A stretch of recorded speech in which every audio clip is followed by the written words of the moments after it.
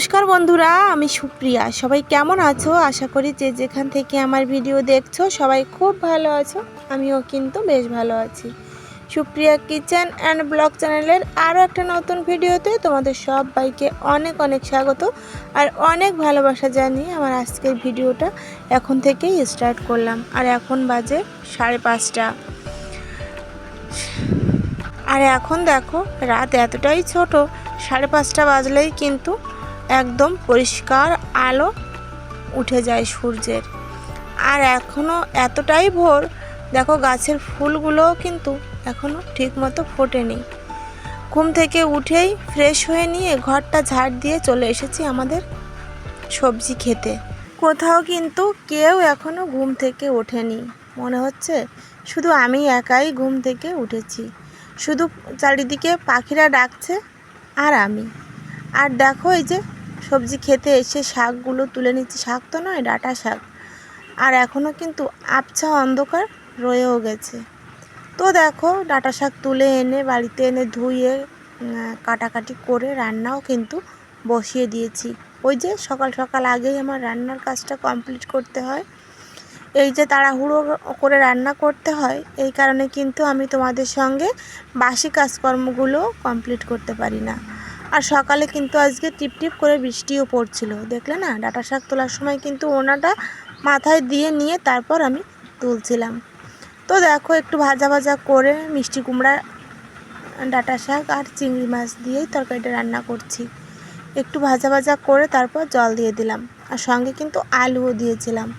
তরকারিটা নামিয়ে রেখে তারপর বসিয়ে দিয়েছি বরবটি আলু ভাজি, সঙ্গে একটু দুটো পেঁয়াজও কিন্তু দিয়ে দিয়েছি। তারপর বরবটিটা ভাজি করে রেখে সবার জন্য করে নিয়েছি রুটি। আর সবাই মিলে এখন রুটি দিয়ে চা দিয়ে খেয়ে নেবে। আমার ছেলেরাও কিন্তু ঘুম থেকে উঠে গেছে। আর এদিকে তোমাদের দাদাভাই কিন্তু না খেয়েই কাজে চলে গেছে। আবার ভেবো না আমি রান্না করে পারিনি, আমার কিন্তু রান্না 7টার আগেই কমপ্লিট হয়ে গিয়েছিল। কিন্তু তোমাদের দাদাভাই আজকে নিজেই ঘুম থেকে উঠতে লেট করে ফেলেছে।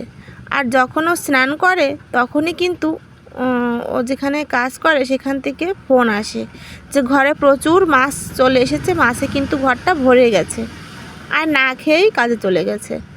তো দেখো আমিও চা খেয়ে নিলাম রুটি দিয়ে।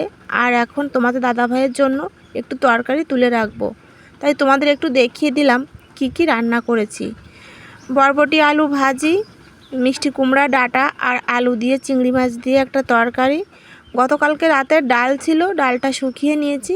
আর ওই যে কেওড়া ফল দিয়ে একটা টক রান্না করেছি। এই তো রান্না বান্না। এখন তোমাদের দাদাভাইয়ের জন্য তরকারিটা একটু তুলে রেখে দিচ্ছি, কারণ গরম তো। আর মিষ্টি কুমড়ার তরকারি দেখবে দুপুর হতে হতেই কিন্তু নষ্ট হয়ে আসে। এই জন্য ওর তরকারিটা আমি তুলে রেখে দিলাম যাতে হাত না লাগে আর নষ্ট না হয়। তো দেখো এই যে খাওয়া দাওয়ার পরে কতগুলো বাসন বেরোলো।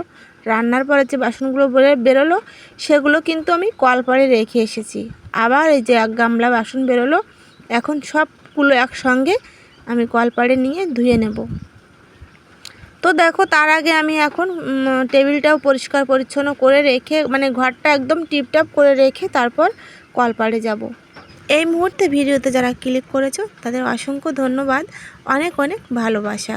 একটা লাইক দিয়ে ভিডিওটা কন্টিনিউ করো।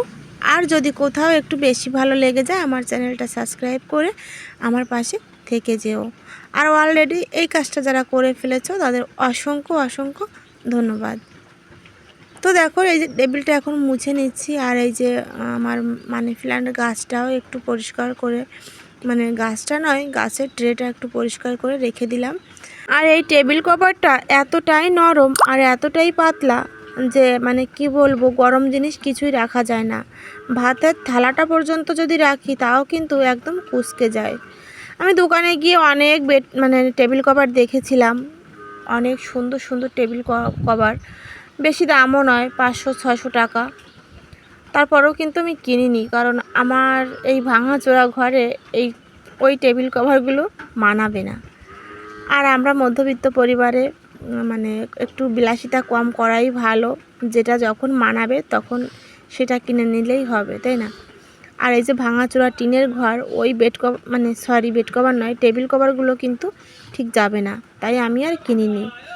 তাই ভাবলাম যতদিন আমার এই ভাঙা ঘরে আছি ততদিন এই টেবিল কভারগুলো দিয়েই চালিয়ে নেই, তারপর দেখা যাবে কখন কি হয়, তাই না। তারপর ঘরটা ঝাড় দিয়ে মুছে নিয়ে স্নান করে এসেছি। আর স্নান করে এখন দেখো এই যে খাওয়া দাওয়া করে নেব, ভাতটা বেড়ে নিয়েছি। তারপর দেখো চলে এসেছি একদম বিকেলবেলা। এখন এই যে সকালবেলা বাসনপত্রগুলো এই যে মেজে রেখেছিলাম গামলায় করে, ওই বাসনপত্রগুলোই এখন কিন্তু গুছিয়ে নিচ্ছি। আর আজকে রাতের জন্য একটু স্পেশাল রান্নাবান্না আছে, এই জন্য আজকে সকাল সকালেই কিন্তু রান্নাঘরে চলে এসেছি। এখন প্রায় 4:30 মতো বাজে। আর একা একা সব কিছু গুছিয়ে রান্নাবান্না করতে গেলে অনেকটাই টাইম লাগে কিন্তু, বলো। আর আজকে রান্না করব বিরিয়ানি, তার জন্য নিয়ে নেব এখন চাল। আর চালগুলো কিন্তু ভিজিয়ে রাখবো 30 মিনিটের মতো। আর এটা চিনি গুঁড়া পোলাও চাউল। এখন এই যে 1.5 কিলো মতো চাউল আমি রান্না করেছি, যাতে রাতে আর সকালবেলাটা, রাতে তো সবাই মিলে খাবো আর সকালবেলাটা যাতে আমাদের বাচ্চাদের হয়ে যায়, এই অনুপাতেই কিন্তু আমি চালটা নিয়ে নিয়েছিলাম। তাই এই যে এই মগটার 3 মগ চাল এখানে নিয়েছিলাম, তাতে আমার 1.5 কিলো চালই ছিল। তো দেখো এই যে চালগুলো আমি কলপাট থেকে ভালো করে ধুয়ে এনে তারপর জলে ভিজিয়ে রেখে দেব। আর জলে ভেজানোর পর যদি ধুই না, তাহলে কিন্তু চালগুলো ভেঙে যায়, এই কারণে ধুয়ে নিয়ে তারপর ভেজানো ভালো। তো দেখো এখন আমি ঢেকে রেখে দেব, চালগুলো ভিজিয়ে রেখে তারপর আমি মশলাপাতিগুলো করে নেব। আর মশলা তো ব্লেন্ডারে করব, তার আগে পেঁয়াজ রসুন আদা এগুলো তো আমাকে ছুলতে হবে, বলো। তো দেখো এই যে ফ্যানটা চালিয়ে টেবিলের উপরেই বসে পড়লাম। এখন এগুলো একটু কাটাকাটি করে নেব। ভীষণ গরম, সকালের দিকটা তো টিপটিপ করে বৃষ্টি পড়েছে, বিকালের দিকটা কিন্তু ভীষণ গরম দিয়েছে। আর বিকেলের দিকটা তো গরম দিয়েছে, আবার রাতের দিকে কিন্তু প্রচুর বৃষ্টি হয়েছে। ওয়েদারটা বেশ ভালোই ছিল রাতে খাওয়া দাওয়া করতে, কারো কোনো অসুবিধা হয়নি। আর খাবারগুলো তো একটু রিচি ছিল আজকে। তো দেখো এখন আমি এক এক করে পেঁয়াজগুলো ছেলে নিচ্ছি, বেরেস্তা করতে হবে তো অনেকগুলো পেঁয়াজ কাটতে হবে। তো দেখো তাই আর সম্পূর্ণটা শেয়ার করলাম না, কাটাকুটা আমি সব কিছু কিন্তু রেডি করে নিয়েছি। পেঁয়াজ কেটে নিয়েছি, 2টো আলু কেটে নিয়েছি 4 টুকরো করে। আলুটা না আজকে সেদ্ধ হয়নি, আমি আগে পরে কখনো আলু দিয়ে বিরিয়ানি করিনি, আজকে দিয়েছিলাম তাও সেদ্ধ হয়নি। এই যে দেখো গরম মশলা, জয়িত্রী, জায়ফল, তারপর টক দই ফেটিয়ে রেখেছি, তারপর এই যে আদা রসুন ধনে জিরে পেস্ট করে রেখেছি। মাংসটাও অনেকক্ষণ আগে স্নান করার আগে কেটে আমি রেখেছিলাম জল ঝরিয়ে। সব কিছু রেডি, এখন শুধু রান্নাটা বসালেই হবে। আর চালটাও কিন্তু আমি জলটা ঝরানোর জন্য এই যে একটা ঝুড়িতে করে রেখে দিয়েছি। আর এখন বেরেস্তা করার জন্য পেঁয়াজটা ভেজে নিচ্ছি। অল্প অল্প করে একটু একটু করেই তোমাদের সঙ্গে আমি শেয়ার করব। ডিটেলসে যদি শেয়ার করতে যাই ভিডিওটা এমনিতেই অনেক বড় হয়ে গেছে, আরও বড় হয়ে যাবে, তাই আর ডিটেলসে শেয়ার করিনি, ঠিক আছে। মাংসগুলো ভেজে দেখো আমি তুলে রেখেছি একটা একটা করে, এপিট ওপিট করে মাংসটা আমি হালকা ভেজে নিয়েছি বাদামি কালার করে, যাতে ব্রয়লার মুরগিটা একটু শক্ত শক্ত হয়, এই কারণে। আর এই যে দেখো মশলাটা কষিয়ে নিয়ে এখন টক দইটা দিয়ে দিলাম। টক দই দিয়ে একটু ভালো করে কষিয়ে নিয়ে এখন মাংসটাও দিয়ে দেব।